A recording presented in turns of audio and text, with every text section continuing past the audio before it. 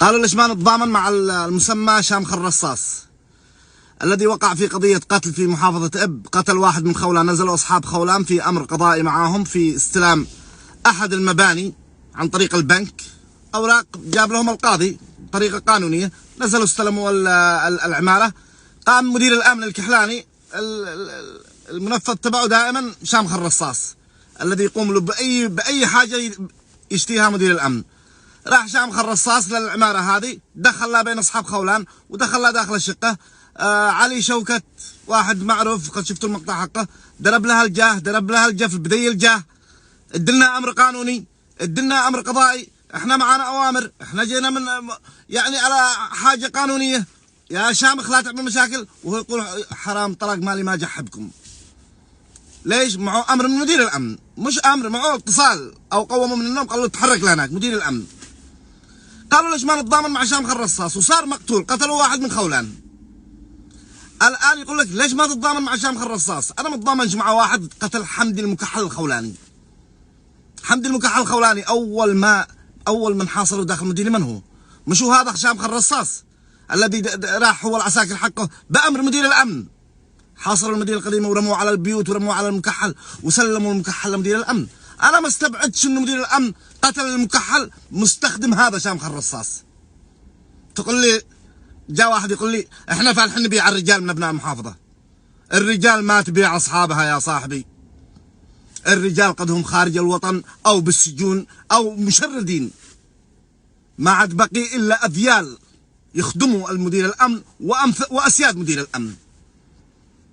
الرجال تشوفهم متقاعدين في بيوتهم، ما يرضوا بالظلم، ما هم شي خدم، ما هم شي عبيد للاسياد الذي عاملين انفسهم اسياد. الرجال ما يستعين بصاحب ذيك البلاد يقول له روح اقتل صاحب بلادك وراح يقتله. جيت تحدثني عن الرجال، تكلمني عن الرجال. الان هذه النتيجه، ضحيه. شامخ الرصاص اصبح ضحيه، مدير الامن استخدمه.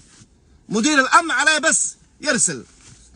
بعد ما عملوا عملته هذا شامخ الرصاص وصار المقتول من اصحاب خولان، مدير الامن ارسل واحد لاصحاب خولان ودى لهم بندق تحكيم وبندق مدري ايش، وقال لهم كما الغريم هو شامخ الرصاص مش احنا. شوفوا مدير الامن على وفي، ارسل لهم بنادق تحكيم وقال لهم غريمكم شامخ مش انا، رغم انه هو الذي ارسل شامخ، هو الذي ارسل شامخ، وشامخ ما يتحرك الا بامر الا باتصال مدير الامن. هو صاحبه مرافقه ويخزنه. وتقول لي ليش ما اتضامن مع شامخ؟ اصحاب خولان ما شيء اذوا حد. اصحاب خولان جاءوا بامر قضائي. قدنا اكبر عنصري اشوف اب ما اكبر عنصري مرضى واحد من خارج اب يجي يتطاول داخل اب. لكن اصحاب خولان انا اعرفهم وجلسنا ببلادهم، علي الحرم لا انبل منهم ولا انزه منهم ولا ارجل منهم. انت تجلس معاهم تعرف اصحاب خولان.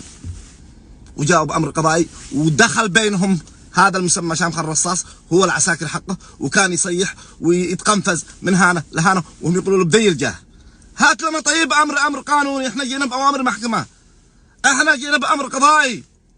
ويقول لهم حرام طلق لا جحبكم من داخل البيت. لما صار المقتول الحين لا شيء اتضامن معه. بالاول قتلوا حمدي الخولاني المكحل الملقب بالمكحل. اذا كنتم نسيتم انا ما نسيتم انه راح حاصر المدينه القديمه واول من رمى على بيت المكحل واول من طارد المكحل. مش هذا شامخ الرصاص تكون في المدينه القديمه يوم راحوا يحاصروا المكحل وكونوا اصحاب المدينه القديمه لانه وصل يرمي للبيوت. مش هو هذا نفسه؟ نسيتم؟ الرجال ما تقول لي ان احنا نبيع الرجال هو المكحل. احنا ما نوقفش مع من باعوا الرجال.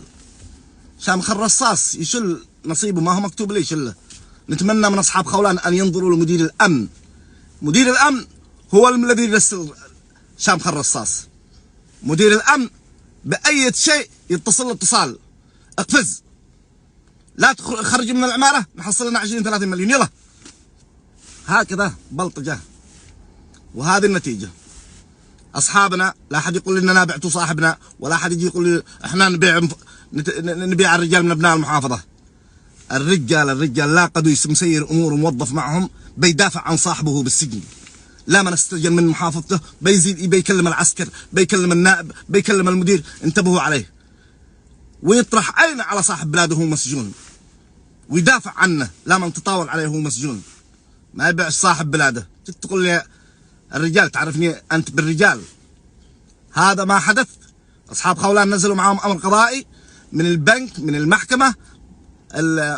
موضوع سعر البيت حق الحاشدي انه على مديونية 18 مليون، والمحكمة حكمت انه اصحاب خولان ياخذوه على المديونية للحاشدي للرويشان، وان البيت يسوى 400 500 مليون. هذا امر ثاني، هذا موضوع ثاني. اذا كان في ظلم تجهوا نحو القاضي. تحياتنا.